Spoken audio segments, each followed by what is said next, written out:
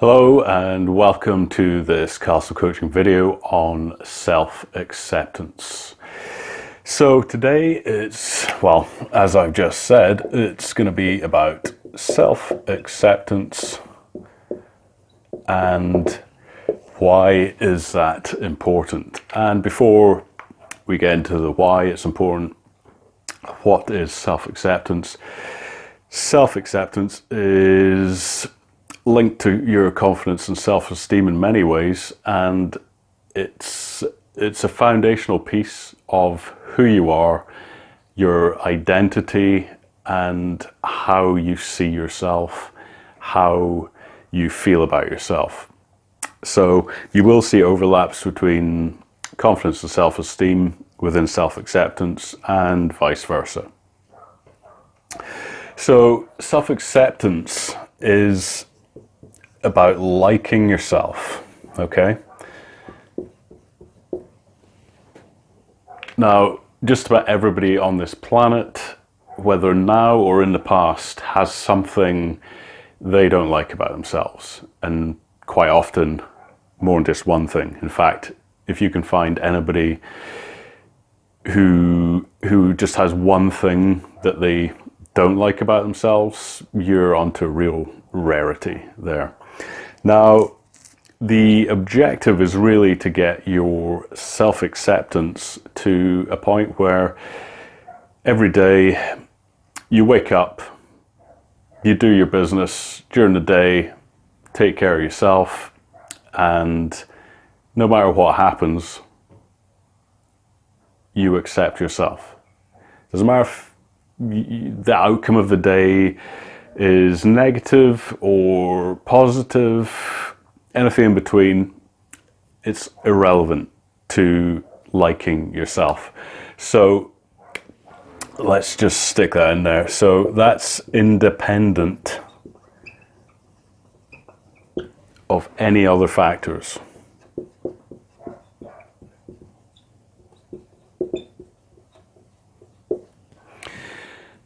And again, with confidence and self-esteem, you really want to have your self-acceptance levels at a really good place. That's the aim. And then it's really incredible the amount of energy that is spent and lost not liking yourselves, having low self-esteem and low confidence. When all three of those are low, it's such an energy suck. Once you get those higher and you start to feel good about yourself on a daily basis, it'll blow your mind if you haven't been there already. And I'm not talking about crazy kind of fluctuations veering into even psychosis, right? At the extreme level at the top. And I'm also not talking about extreme depression, because in those states you could feel great for a period of time and then kind of plummet or soar upwards, and you don't want either of those happening either. So liking yourself is a foundation to achieving to success, whatever that means to you and whatever it means to you in the future. It's just absolutely foundational to enjoying your life, right? Because if you're walking around not liking yourself, it doesn't matter where you go on this planet. It doesn't matter if you take anything to alter your mind, alcohol, drugs, extreme experiences, just getting immersed in media and movies and dissociating into other worlds.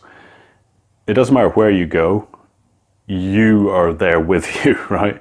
You can't escape yourself. So liking yourself, I can't recommend it enough. And it's my part of my role as a coach at Castle Coaching is to help my clients feel better about themselves, not just in the short term, but in the long term. So beyond that, right, like yourself. How do you like yourself? we'll get into that. But also keep in mind there's the past you and the present you. So past is gone, it's done. The me that existed a second ago, a minute ago, at the start of this video, technically doesn't exist, right? So I'm going into kind of philosophical kind of idea there, but the past you no longer exists. The past you from yesterday doesn't exist. You still have the memories, sure. You're not gonna, short of a blow to the head or a Phineas Gage type situation, you're not gonna just lose your memories, right? But the past you, whether, like I say, whether it's a second ago or a year ago, doesn't exist anymore. But one of the major issues as human beings is we tend to carry all the bad stuff around with us, and many people do not address it, and it festers away in the recesses of the mind, in the dungeon of your mind, and it's gonna drain your energy. It's gonna affect your life in many, many ways, and not necessarily in ways that you can measure with an instrument, but it's really crucial that the past you is not forgotten, and there's many lessons to be learnt in the past, but that the present you is who you're focused on, and also what you'd like to do in the future. Because if you don't have some future goals, future ambitions, things that you would like to do in your lifetime, well, you don't give yourself much motivation to get there, or you're not giving yourself the parameters to succeed and achieve any ambitions. So it's really key that you get tuned into each day and pay less attention to the past you, and that'll start the whole process of liking yourself. So yeah, here's a good exercise. Think of a problem, or think of an issue you have now, and think of something you would like to do that you haven't done, and what's stopping you, okay? Can the future you do it? If not, why not? And if that's the case, what do you need to get to where you need to be, okay? What do you need? Get that drilled in, and then get it. Go after it, yeah? So something I refer to in my videos and my writing a lot is the concept of honesty. If you can't be honest with yourself, then it's very, very difficult to have a reality that reflects facts, truths, and concrete ideas, right? Your honesty needs to be as high as you can have it as well. I mean, one of the worst things people can do is delude themselves. I've done it, many people do it, and it's part of being human, but part of the process, right? And it doesn't have to be doom and gloom and, oh no, I've got to investigate my inner self. It can be fun. It's a challenge. Life is challenging. Every day is a challenge. Every day you wake up is a success, right? So be honest with yourself always. And in the words of Bruce Lee, investigate things. If they serve you well, keep them. If they don't, get rid, okay? So self-acceptance is also about your inner peace. Okay? Tranquility. And ease with yourself in your own company. So I can think of many people who, if you don't talk to them for a minute, whether it's one-to-one or in a room, they cannot help themselves but talk and just, they can't help but just chat and yap away. And most of these people, they're not able to deal with their own thoughts, okay? And part of coaching is mastering your thoughts, mastering your mind, so you can direct it towards doing things that you do want to do instead of stuff that you don't want to do. So, liking yourself, part of that process is figuring out what you do and don't like, and part of that is shutting out the opinions of others. Now, how you do that is up to you, and again, be sensible, right? So if somebody offers you good advice, you don't just turn into this self-serving rolling republic that rejects any opinions. Like, that's just stupid. So if somebody gives you good advice, you take it, but by shutting out the opinions of others and working on that, that's going into your boundary work. And when you can independently regulate the opinions of others, as in, are they good? Are they not good? Is there any truth to them? Is there not any truth to them? That's part of the process of self-acceptance, is really, and you'll get faster at doing it to the point where it's automatic once you've worked on this. The opinions of others, everyone has an opinion, right? It's the old joke. Everyone has an opinion, just like everyone has. And some of them are valid, some of them are not. It's up to you to decide which ones are and which ones aren't. And that's all part of life.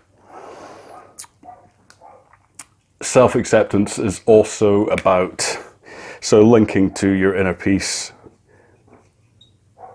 My writing's terrible just now. How you feel. So I talked a little bit about this with the self-esteem video. How you feel, again, self-acceptance, you're really examining the self, and how do you feel about yourself? Nothing to do with anybody else, but for most people that does bleed into it, and it muddies the waters to the point where for some people their whole identity is, you know, obscured because other people have tried to influence them so much. It's possible in more extreme situations for people to not even recognize themselves in many ways. How you feel is really crucial, because if you feel good, you know, you'd have to feel fantastic or amazing or any of these superlatives, but how you feel is gonna, on a sort of emotional mood level, is really key to having energy and the positivity to keep going, even when you feel tired and there's external factors which otherwise might stop you doing something. And it's important that you don't allow other stuff to affect you too much, if at all. So the golden question: how can you accept yourself? Well, take the time, yeah? Take the time to question your beliefs and your values and really examine them. Write it down, record yourself on video, whoever happens to be, whoever works for you, whatever medium you feel comfortable with, go with that.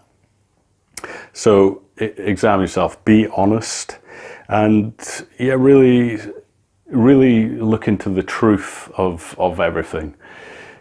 If something's true, you can't reject it, right?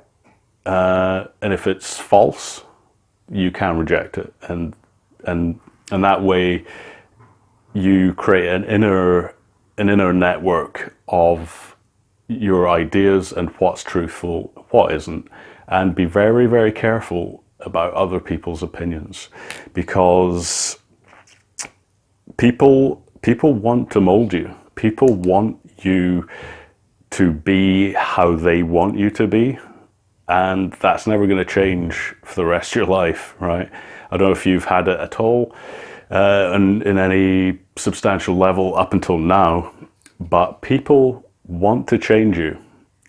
Not all people, reasonable people, are not out to control you. They're not out to control external factors. They are out to improve themselves and their personal situation, but not in a way that's going to make others feel bad or to use people and so on and so on. So you really need to be, that's probably the one thing I'd say, is be very wary of other people's opinions of you, because they can be extremely influential, especially if it's coming from your earlier stages of life, where it can become a bit more, I'm not going to say hardwired, because neuroplasticity shows the brain really isn't that hardwired if you want to change certain aspects of it and how it thinks. So yeah, be very aware of other people's opinions and examine those the most, and then you can get back to your own. And they're not mutually exclusive. You can, work on both in your own time, whatever suits you. This is general guidance, okay? So on the topic of honesty, you want to separate what is truthful and really get into any delusional ways of thought. And that might be a scary word for some people. Delusion is something we've all had or have. We all have certain delusions or have had delusions, right? About the world, about how things work, about how people are, about economics and technology and all sorts of things, right? So the real key to accepting yourself is to eliminate the delusions, anything that isn't true, that's skewing your world and kind of tilting it off axis and knocking you off the kind of out of balance, yeah? So yeah, those are really the main things. One last thing, actually, to go back to the past. The past you, make friends with it, yeah? Make friends with who you were at various stages of life, because if you do that, it's like you're able to kind of, it's almost to release something that's trapped, right? Say something happened to you at 8 years old and it was maybe a terrible moment in your life, to go down the kind of negative aspect, and you might still be holding on to that in some form, whether it's subconscious or whether it's a conscious thing, or whether it's something you come back to frequently or not. So there could be an event or something that's happened to you caused by somebody else, and remember, frequently things are done to people, but people take on the guilt of that having happened to them. So be very wary of that also, and never carry someone else's shit. Yeah, to put it in a very straightforward way, everybody has issues, right? And the whole point of coaching and personal development is for me to help you to to get over some of these things, whether it's in the workplace or personal life, whatever sphere it is.